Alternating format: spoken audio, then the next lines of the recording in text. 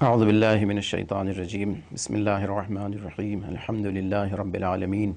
والصلاة والسلام علی اشرف الانبیاء والمرسلین وعلی آلہ الطیبین الطاہرین ولعنۃ اللہ علی اعدائہم اجمعین اما بعد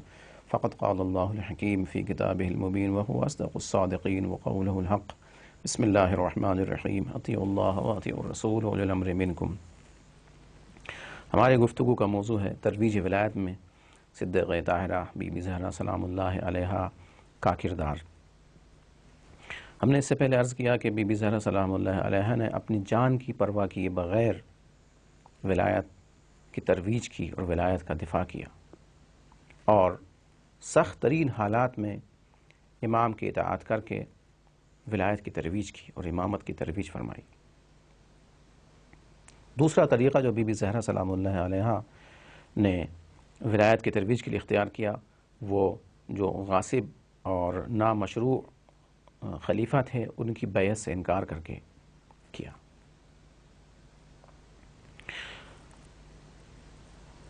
کسی جھوٹی سے جھوٹی روایت میں بھی یہ نہیں ملتا کہ بی بی زہرا نے ایک لمحے کے لیے بھی خلیفہ کی بیعت کی ہو، یہاں تک کہ انکار کر دیا، اور اس کے بعد پھر اپنا حق مانگنے کے لیے دربار میں جا کر کے ولایت کی ترویج کی بی بی زہرا سلام اللہ علیہا نے۔ یہ بتایا کہ دیکھیں حق کس کا ہے، یہ حق ولایت، حق وراثت کس کا ہے۔ یہاں پر صرف باغ فدق کا مسئلہ نہیں تھا بلکہ اصل امامت کا مسئلہ تھا۔ اور لوگ کہتے ہیں کہ بی بی زہرا نے میراث کے طور پر باغ فدق کو طلب کیا، روایت میں موجود ہے، لیکن آخر یہاں تک مرحلہ پہنچا کیسے؟ بھائی باغ فدق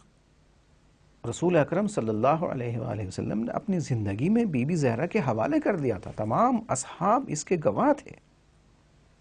اور جو چیز کسی کی ملکیت میں آ جائے تو اس میں وراثت کا مسئلہ نہیں ہوتا ہے۔ وراثت کب ہوتی ہے، میراث کا مسئلہ کب ہوتا ہے؟ جب ایک شخص اس دنیا سے چلا جائے اس کے بعد اس کی میراث تقسیم ہوتی ہے۔ تو یہاں تو رسول اکرم اپنی زندگی میں ہبہ کر چکے ہیں بی بی زہرا کو فدق، اور رسول اکرم کی وفات کے بعد بی بی زہرا کے کارندے، بی بی زہرا کے مزدور، ان کے غلام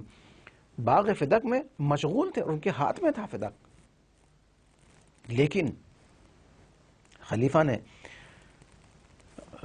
ان کے کارندوں کو وہاں سے نکال کر کے اور اس کے اوپر قبضہ کر لیا۔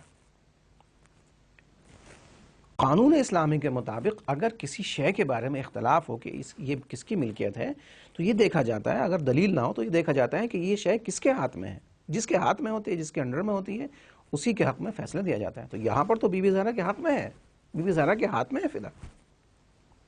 لیکن اس کو رد کر دیا گیا۔ تو اب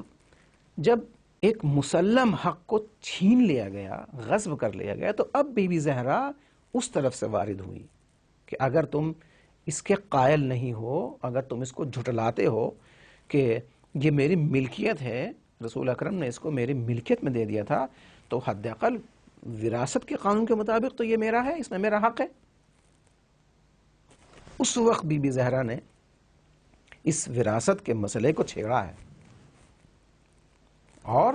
اس وراثت کے ذریعے سے یہ صرف باغ فدق کی بات نہیں ہے کہ تم نے جس طریقے سے یہاں پر یہ ظاہر کرنا چاہا بی بی زہرا نے کہ جس طریقے سے تم نے یہ میرے ہاتھ میں ہوتے ہوئے چھین لیا، اسی طریقے سے تم نے خلافت بھی ہمارے ہاتھ میں ہوتے ہوئے چھین لی۔ ولایت جو خدا نے ہمارے لیے مقرر کی تھی وہ بھی تم نے غصب کر لیا اس کو بھی، اور اس کے بعد وقار کے ذریعے رسول اکرم صلی اللہ علیہ وآلہ وسلم کی شان میں چلتے ہوئے بی بی زہرا مسجد میں پہنچی اور اپنا مطالبہ کیا ہے، اور مطالبہ بھی کس شان سے کیا ہے۔ سب سے پہلے تو یہ دکھایا اپنی رفتار سے کہ میں رسول کی حقیقی وارث ہوں۔ تاریخ میں ملتا ہے کہ بی بی زہرا کی مشی، ان کا چلنا کا مشی رسول اللہ کی مشی کے مطابق تھا، جیسے رسول خدا چلتے تھے۔ وقار کے ساتھ مسجد میں پہنچی، اور اس کے بعد وہاں پہنچ کر کے ایک آہ کھینچی، ایسی آہ کہ تمام اہل مسجد گریہ کرنے لگے، اور یہاں پر پتہ چلا کہ کتنا ظلم ہوا ہے ولایت کے حق میں، بی بی زہرا کے حق میں کتنا ظلم ہوا. بی بی زہرا نے اپنی ایک آنکھ کے ذریعے سے اس بات کو واضح کرنا چاہا کہ دیکھو حق کس کی طرف ہے. اور اس کے بعد پھر وہ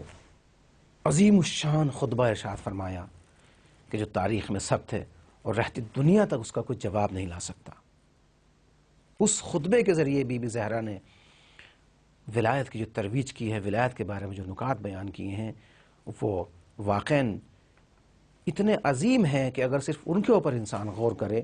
تو پھر راہ حق سے منحرف نہیں ہو سکتا. انشاءاللہ بات کی گفتگو میں اس میں سے چند نکات آپ کے سامنے بیان کرنے کی کوشش کی جائے گی. والسلام علیکم ورحمۃ اللہ وبرکاتہ.